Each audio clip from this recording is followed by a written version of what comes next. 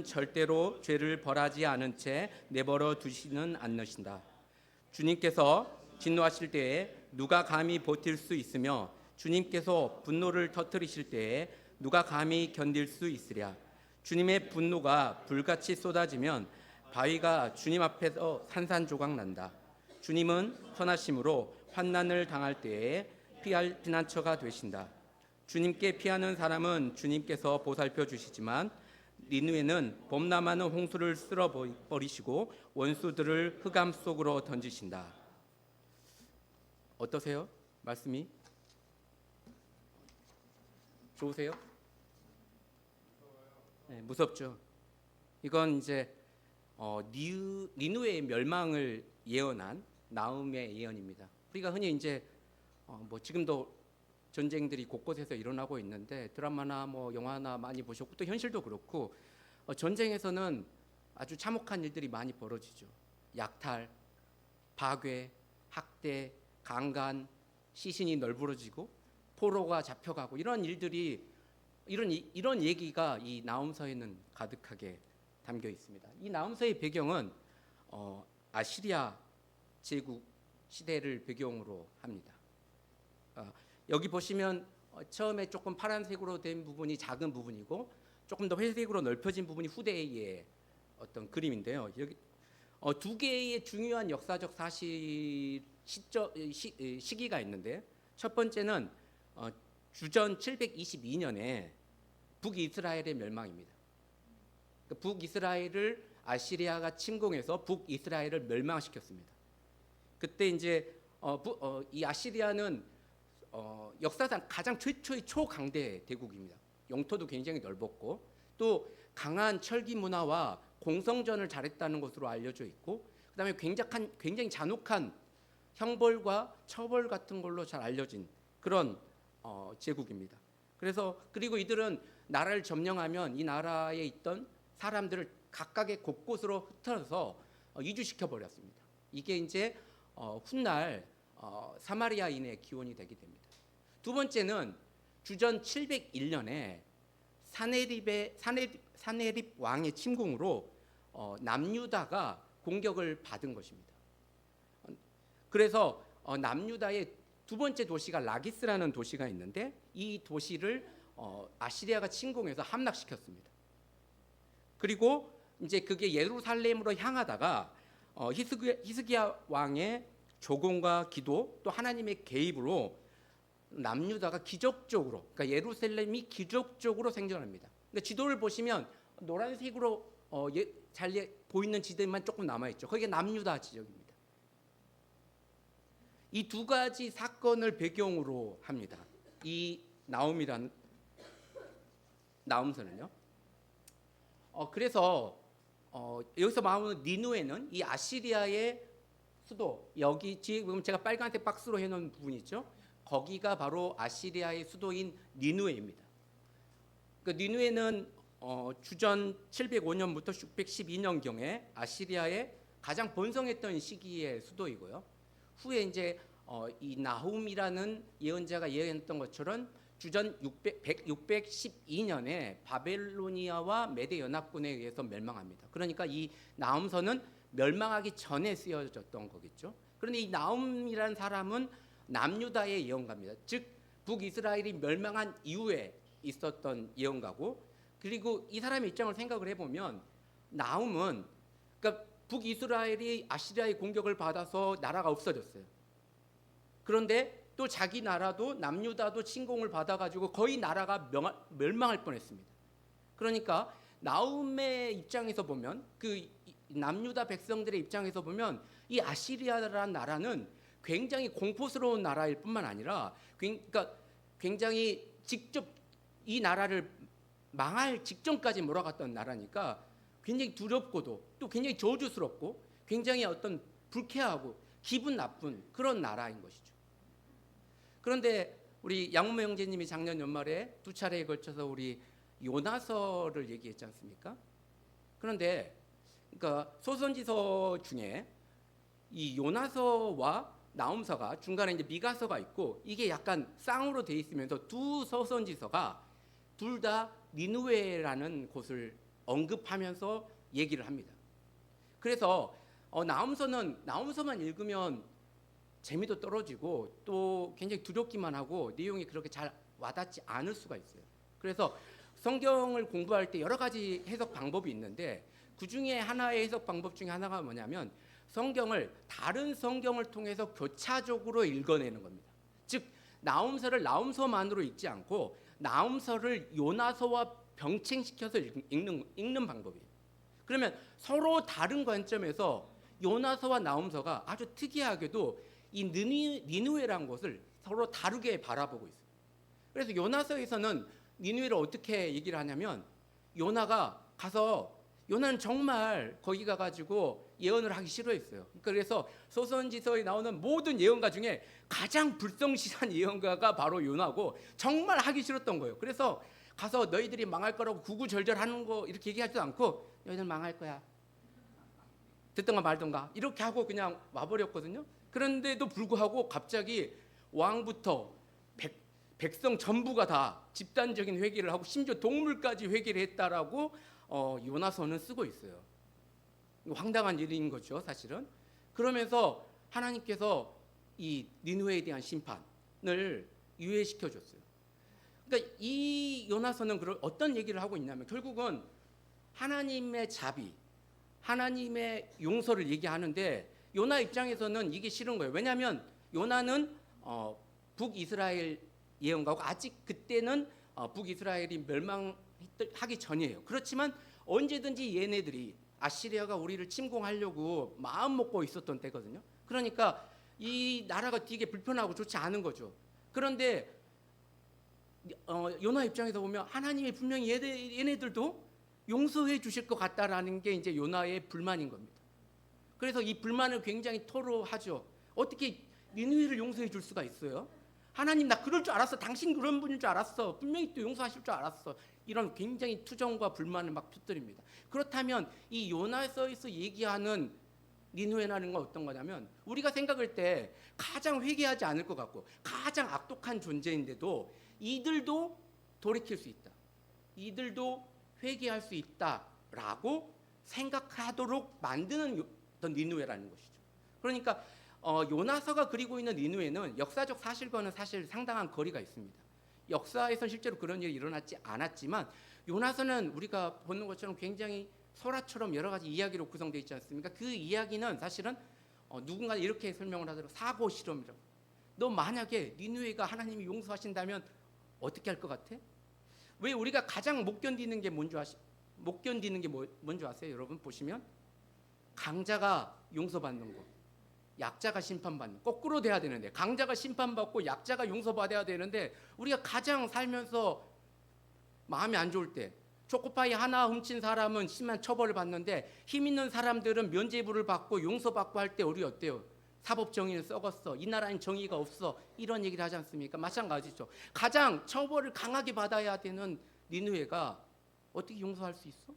라는 어떤 질문을 던지지만 어쨌든 요나서는 니느웨조차도 회개할 수 있다라고 얘기를 하고 있어요.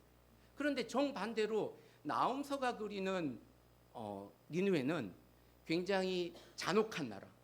그래서 이제 3장 1절에 피해 성읍이라고 표현하고 있습니다. 뒤에 왜 이게 피해 성읍인지를 제가 조금 그림을 보여드리면, 그러니까 아까 사네리 왕이 이기고 나서 니느웨 성에다가 자기가 이겼을 때, 그러니까 아까 예루살렘을 공략하기 전에 멸망시켰던 그 도시를 멸망한 걸 자기들이 자찬하기 위해서 니느웨 성에다가 자기가 어떻게 이겼는지를 그림으로 새겨놓은 게 대형 박물관에 남아 있어요.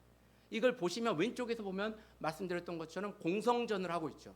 그러니까 무기를 가지고 공성전을 하고 있는 장면이 보이고 오른쪽에는 전쟁으로 승리하고 나서 다 지금 목에 매달아가지고 그러니까 가죽까지 벗겨서 매달았다고 해요. 굉장히 참혹하게 그들을 처벌해가지고 처형해서 어떤 그런 모습을 이 궁전에다가 니느웨 궁전에다가 부조로 새겨놨습니다. 즉 실제로 나움서가 그리고 있는 이 니느웨는 잔혹함이 일상화되어 있고 굉장히 폭력적이고 그러면서도 아시리아가 이집트에 이제 여기 보면 테베 도시라는 곳이 있는데 그게 굉장히 그 물에 휩싸여가지고 요새 같은 곳인데 아시리아가 거기 이집트의 테베를 멸망시켰어요. 그런데 자기들은 그런 경우가 안 될 것처럼 생각했지 않니? 라고 이제 나훔 3장 8절에서는 이 테베 얘기를 하면서 너희들은 그렇게 안 될 것 같지. 그러니까 즉 마치 지금 우리가 힘이 세니까 하나님이 뭐 신이 우리를 보호해 주시고 나는 절대 그럴 것 같지. 강자들은 항상 하는 게 뭐예요? 나는 절대 그 강자의 위치에서 안 내려올 것처럼 생각하지만 그걸 굉장히 조롱하듯이 나훔서의 예언가는 얘기를 하면서 그들의 예외의식을 굉장히 비꼬고 비난합니다. 그리고 그들의 종교라는 것이 자기들의 강함을 정당화해 주는 도구로, 그러니까 하나님의 자리에 자기들의 강함을 내어놓고 그것을 신의 이름으로 포장하는 것에 대해서 하나님이 분노하시는 그런 내용을 가지고 나훔서를 쓰고 있죠. 그러면 나훔서가 말하는 니느웨라는 건 폭력을 거의 일상화시켜가지고 질서로 만들고 성공을, 승리를 자기의 정의로 포장하고, 그 다음에 니느웨에서 우리 요나서에서 봤던 니느웨는 회개했지 않습니까? 회개했지만 전혀 달라지지 않고 그걸 면책 삼아서 자기의 어떤 힘을 과시하고 다시 타락해버린 그런 모습으로 나훔서가 그리고 있다는 것이죠. 그래서 이 두 소선지서가 서로 다른 관점에서 니느웨를 바라보고 있다라는 것이 굉장히 흥미롭고, 그래서 이 두 가지의 얼굴, 즉 하나님이 가지시고 있는 자비와 사랑의 하나님의 얼굴과 하나의 다른 얼굴, 즉 심판과 정의의 얼굴을, 공의의 얼굴을, 두 가지 얼굴을 보여주고 있다고 얘기할 수 있겠습니다. 그래서 나훔서를 천천히 3장밖에 안 들고 또 나훔서 존재도 잘 모르세요. 그리고 실제로 나훔서를 가지고 설교를 하는 경우는 거의 잘 없다고 합니다. 신학자들도 이 나훔서가 가장 신학적으로 떨어진다라고 평가도 많이 받고, 읽고 있으면 나훔서가 굉장히 좀 불편해요. 우리를 굉장히 불편하게 만들어요. 그래서 왜, 제가 곰곰이 생각을 해봤어요. 나훔서를 읽는데 왜 불편하지? 일단은 나훔서가 우리가 흔히 좋아하는 성경의 말씀은 우리를 위로해주고 우리를 쓰다듬어주고 우리를 보듬어주는 그런 말씀을 우리는 좋아하죠. 성경을 폈을 때 우리가 묵상할 때 그런 말씀들이 나한테 많이 들어오지 않습니까? 그런데 나훔서는 불편해요. 왜? 이건 위로의 언어가 아니에요. 이건 고발의 언어이고 그들의 강자를, 즉 그러니까 만약에 피지배자 입장에서 보면, 그러니까 아시리아한테 탄압받고 있는 사람들의 입장에서 보면 이 아시리아가 망할 거야 라는 건 굉장히 좋은 말이고 기쁜 말이죠. 그렇기 때문에 그것은 일종의 위로가 되고, 나움이라는 그 단어의 말도 하나님의 위로라는 뜻이거든요. 그러니까 지배받는 사람의 입장, 학대받았던 사람의 입장에서 본다 그러면 지배하던 나라가 멸망한다라는 것, 침공했던 나라가 멸망할 것이다라고 하는 것은 위로가 되겠죠. 그러나 더 넘어서 이 나훔서라는 건, 나훔서에서는 그들의 폭력성, 이걸 굉장히 깊게 고발합니다. 낱낱이 고발하고 있어요. 그들이 얼마만큼 너희들이 행한 짓이 무엇인지. 그러면 우리가 왜 불편해질까? 만약에 우리가 저건 남의 일이야, 저건 제국의 일이고 나하고는 상관없는 일이야, 그러니까 하나님이 처벌하시는 건 당연해, 이렇게 생각한다면 사실 내 마음하고 불편할 건 별로 없겠죠. 그런데 자꾸 읽다 보면 그 말씀이 우리 속에 들어왔을 때 나는 폭력을 쓰고 있지 않은데 그 폭력의 결과를 내가 누리고 있는 건 아닐까? 나는 또 저들과 진짜 나는 니느웨가 아닌가? 나는 니느웨랑 진짜 다르다고 할 수 있을까? 나는 회개했다고 했는데, 회개했는데 다시 폭력으로 돌아갔던 그 사람이라고 니느웨 나는 다르다고 할 수 있을까? 라고 내가 생각되기 때문이죠. 또 두 번째는 하나님이 굉장히 중립적이지 않고 강하게 약자의 편을 들고 계시다는 것. 그래서 하나님은 이렇게 얘기합니다. 하나님이 심판하신다면 나 또한 그 심판의 대상이 될 수도 있는데, 나는 어떤 편이지? 하나님이 분노하실 때 나는 하나님이 보호받는 쪽에 있을까? 하나님이 심판하는 쪽에 있을까? 이런 질문을 던져주고, 그래서 우리는 이 자본주의 사회, 이 현대 사회를 산다고 하지만 우리는 가만히 그냥 사회 속에 살아가지만 어떤 면에서 보면 이 질서의 수혜자이기도 하거든요. 이 질서를 용인하고 그대로 안고 살아가는데, 하나님께서 과연 심판하신다고 하면 나는 어떤 편일까? 나는 과연 하나님의 편일까?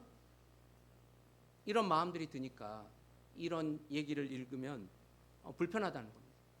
세 번째는 하나님의 심판이 너무 구체적으로 묘사돼요. 그래서 나홈서는 언젠가 악은 심판받을 거야 라고 말하면 그냥 우리가 마음이 편할 텐데 그렇게 얘기하지 않아요. 성문이 무너지고 군대가 흩어지고 도시가 불타고 아무도 애도하지 않을 것이라고 아주 생생하게 묘사합니다. 하나님의 심판이 굉장히 생생하게 묘사될 때 우리는 더 이상 그 악을 구경꾼처럼 바라볼 수 없습니다. 왜냐하면 그만큼 악을 생생하게 묘사된다는 건 하나님께서 그 악을 생생하게 보고 계신다는 얘기잖아요. 그러면 우리도 하나님 앞에 서게 되거든요. 그러면 우리 또한 어때요? 우리가 행한 모든 것, 우리가 걸어왔던 모든 길, 이런 걸 하나님이 생생하게 다 알고 계시다는 거죠. 하나님 심판 앞에서 내 존재가 발가벗겨지고 내 존재가 드러나는 것, 그 노출되는 느낌, 단순히 심판을 받아 처벌받을 게 두려운 게 아니라 하나님의 큰 권능으로 하나님이 나의 모든 것을 낱낱이 알고 계신다는 그 사실이 우리로 하여금 이 말씀이 불편하게 한다는 것입니다. 마지막으로 네 번째는, 이 나홈서는 우리가 하나님의 사랑만을 선별적으로 믿어왔던 신앙을 흔들기 때문입니다. 우리는 하나님의 사랑을 원하죠. 하나님의 심판보다. 그리고 때로는 심판의 말이 상당히 무서운 말이에요. 그래서 우리가 지하철에서 불신, 지옥 이런 거 들고 있는 사람들 보면 같은 기독교인이어도 공감이 잘 안 되죠. 그리고 사람들이 뭐라고 얘기해요? 무슨 기독교인이 사람을 협박하냐고 얘기하잖아요, 사실은. 그러니까 심판의 언어라는 걸 함부로 쓰게 되면 너는 당신은 심판받을 겁니다. 이렇게 얘기하면 어때요? 굉장히 사람들을 마음을 불편하게 만들고 마치 우리를 무슨 위협하는 것처럼 느낍니다.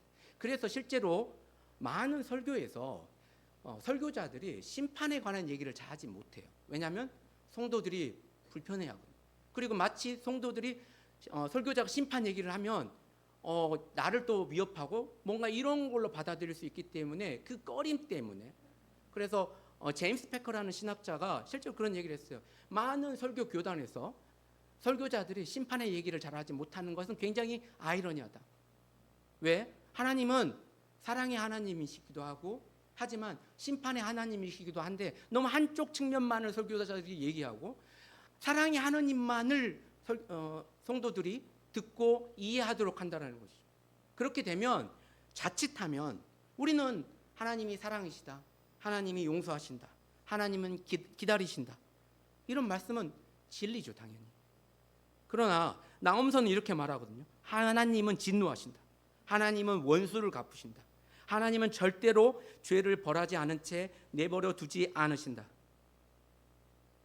즉, 이 말씀은 우리가 하나님의 사랑을 안전장치로, 하나님이 또 용서하실 거야, 하나님이 나를 그래도 봐주실 거야, 이런 걸로 하나님의 인내를, 하나님의 그 인내를 우리가 여전히 바뀌지 않는 모습으로 그대로 있거나 죄를 반복하는 모습의 면책으로 사용하고 있는 것을 나홈서는 고발한다는 것입니다. 그래서 나홈서는 말합니다. 하나님의 참으심에는 끝이 있다. 그래서 말씀을 읽고, 성경 말씀을 읽고 마음이 불편해졌다면 그것은 말씀이 정확히 우리를 건드리고 있기 때문입니다. 우리를 흔들고 있기 때문이고, 그것은 하나님이 흔드시는 거예요. 그래서 이런 말씀, 성경은 그런 말씀 있잖아요. 성경은 단순히 위로의 책이 아니다. 근데 여기서 봐가지고 나를 위로할 구절이 어디 있나? 아침 큐티에서 우리는 흔히 내가 그냥 좋아하는 거, 내 마음 편한 구절, 나에게 희망을 주고 사랑을 주는 이런 구절을 보죠. 그러나 성경은 그 내용만 담겨 있지 않다는 겁니다. 성경은 우리가 말씀을 위로의 도구로 단순히 위안을 얻기 위해 삶의 힘듦에서 그냥 벗어나서 나의 위로와 위안과 자기계발서로 국한되지 않다는 말씀이죠. 성경은 분명히 실제로 많은 상처 입은 이들에게 위로를 전하기 위해서 기록되었습니다. 그런데 문제는 뭐냐면 우리가 말씀이 나를 흔들 때는 외면하고 듣지 않고 그건 바라보지 않고 말씀이 나를 감싸줄 때만 붙드는 습관입니다. 이때 말씀은 하나님을 만나는 자리가 아니라 내 감정을 조절하는 도구가 됩니다. 그래서 우리는 말씀을 단순히 우리의 위로의 도구로, 값싼 위로의 도구로 사용해서는 안 된다는 말씀이죠. 성경은 위로 이전에 진실을 말합니다. 그래서 사실 성경을 아이들에게 보여주기 겁난다라고 얘기하잖아요. 사실 성경은 너무나 리얼합니다. 성경이 왜 진짜 하나님의 말씀이냐고 우리가 믿냐면 거기에 이상적이고 아름다운 얘기만 나와 있지 않기 때문입니다. 창세기 처음부터 형이 동생을 죽이고 이런 살인과 이런 걸로 넘쳐나는 게 성경 말씀 아닙니까? 왜요? 성경은 진실을, 현실을 외면하지 않기 때문입니다. 현실이 그렇거든요. 현실이 참혹하잖아요. 우리 현실이 편하기만 합니까? 그런데 현실은 단순히 위로가 아니라 성경은 먼저 진실을 봐라, 현실을 봐라, 인간이 살아있는 죄의 그대로의 우리의 민낯을 바라라고 얘기하고 있다는 겁니다.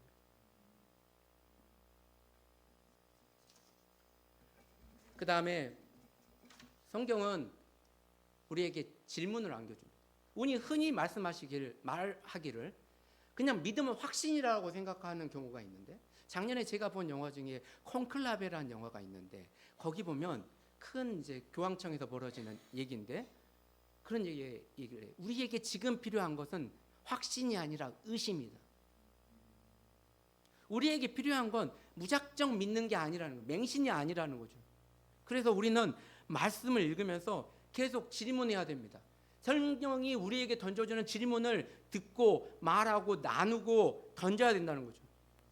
성경이 우리에게 너는 어디 있냐라고 묻고 너의 평온은 어떤 질서 위에 놓여 있냐고 묻고 너는 피해자냐, 방관자냐, 수혜자냐, 이런 질문들은 성경이 분명 우리에게 던져준다는 것입니다. 그래서 이는 말씀이 우리 안에 익숙했던 것, 우리가 편해지고 싶었던 것을 하나님이 흔드시고 있다는 그런 징표라는 것이죠. 그래서 더 질문하시고 더 물어보시고, 제가 우리 교회를 굉장히 좋아했던 건 뭐냐면 일단은 저도 사실 좀 오늘 말씀을 전한다는 것 자체가 한편으로는 굉장히 두려웠습니다. 왜냐하면 야고보서 3장 1절에 함부로 말씀을 전하지 말라고 있지 않습니까? 그리고 제가 이제 말을 하고 강단에 서고 하는 건 제 직업이기 때문에, 또 학교에서도 또 나름 강의상도 받고 이러기 때문에 말을 잘한다고 하지만 학교에서는 저한테 그냥 권위를 부여해 주는 거지만 지금 이 자리에서 말씀을 전한다는 건 굉장히 다른 일이잖아요. 사실 제가 그럴 권위도 없고. 그러나 우리 교회가 갖고 있는 굉장히 중요한 장점은 형제 자매들이 말씀을 많이 읽고 많이 안다라는 거죠. 그래서 옛날에 그런 말이 있었어요. 그냥 일반 신도들이 병신도들이다, 실제로 한 말이에요. 옥하는 목사가 한 말이에요. 왜? 목사가 준 말만 받고 자기가 성경 말씀을 스스로 자기 말씀으로 자기 방식으로 읽고 해석하고 질문하는 사람이 없다라는 거죠. 그러니까 목사가 뭐라고 해도 아무도 도전하지 않고 그대로 따라간다는 겁니다. 해석을 독점하는 거죠. 우리가 보다 다양한 설교자가 필요하고 다양한 말씀을 전하는 사람이 필요한 게 뭡니까? 말씀을 다양한 각도에서 볼 수 있기 때문입니다. 우리가 형제자매들 5명이 모여서 얘기를 하는데 놀랍게도 오늘 별로 나눌 게 없겠지라고 하는데 말씀이 다 달라요. 읽고 해석하는 게 다 달라요. 그런데 놀랍게도 성경은 성경 안에 이미 다양한 해석을 담고 있고 각 본들이 우리가 봤던 것처럼 요나서와 나훔서가 서로 다른 해석을 전해주는 것처럼 이미 성경 안에 다양한 해석을 담고 있다는 것이죠. 그래서 하나님께서는 우리가 오히려 다양한 해석 속에서 자기를 돌아보길 원하신다는 겁니다. 그래서 우리를 불편하게 하는 말씀은 거짓 위로가 아니라 진짜 위로를, 즉 위로를 다시 제 자리에 놓습니다. 위로는 진실 뒤에 옵니다. 냉엄한 현실 뒤에 오고, 평화는 그냥 거짓 평화가 아니라 회개 뒤에 옵니다. 은혜는 우리가 하나님께 돌아서 있다가 하나님을 향한 자리로, 하나님 앞으로, 정말 하나님의 권능 앞에 나 자신을 숨길 게 없다라고 내 자신을 이동한 후에 은혜가 주어집니다. 다 같이 한번 또 나음서 말씀인데요, 같이 읽어보도록 하겠습니다. 시작. 보아라, 좋은 소식을 전하는 사람, 평화를 알리는 사람이 산을 넘어서 달려온다. 유다야, 내 절기를 지키고 내 서원을 갚아라. 악한 자들이 완전히 사라졌으니 다시는 너를 치러 오지 못한다.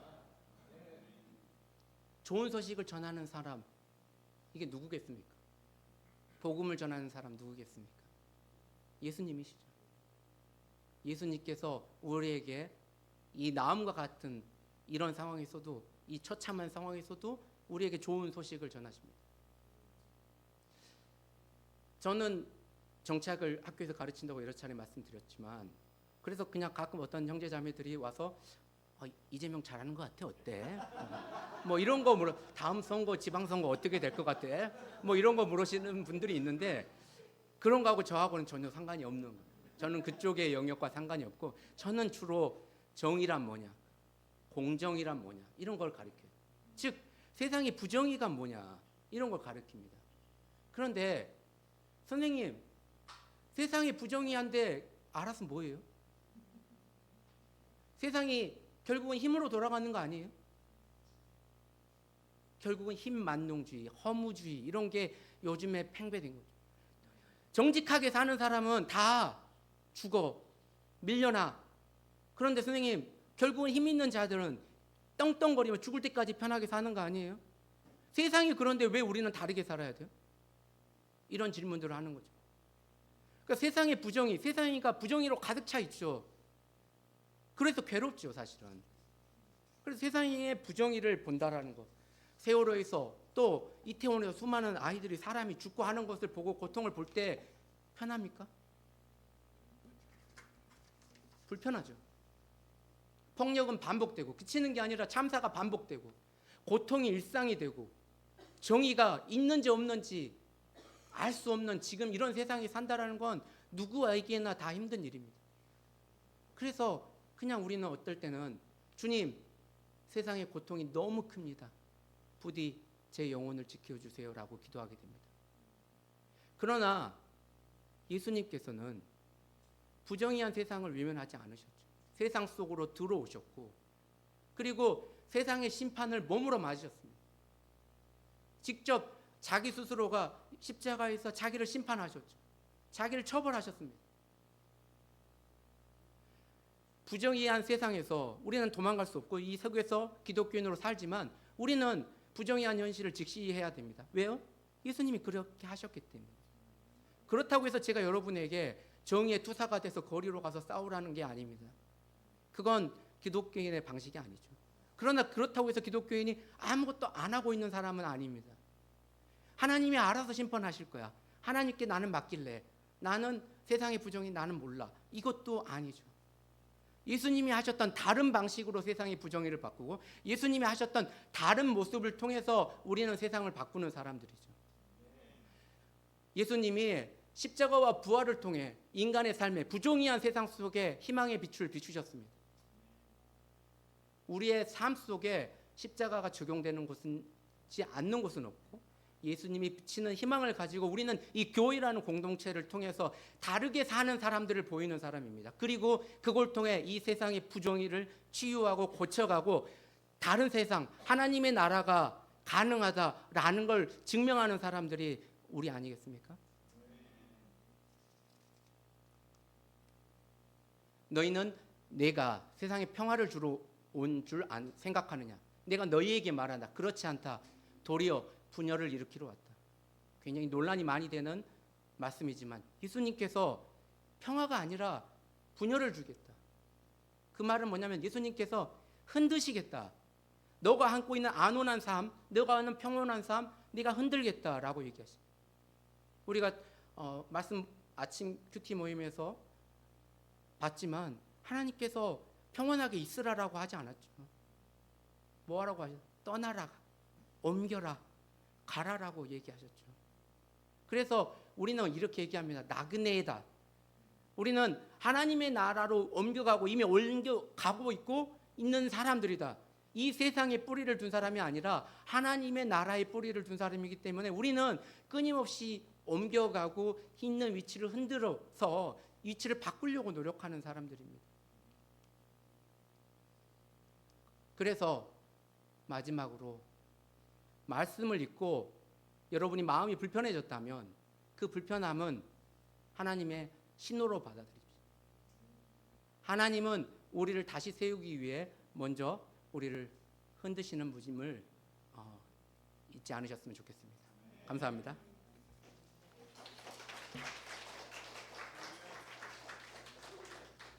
제가 기도하겠습니다.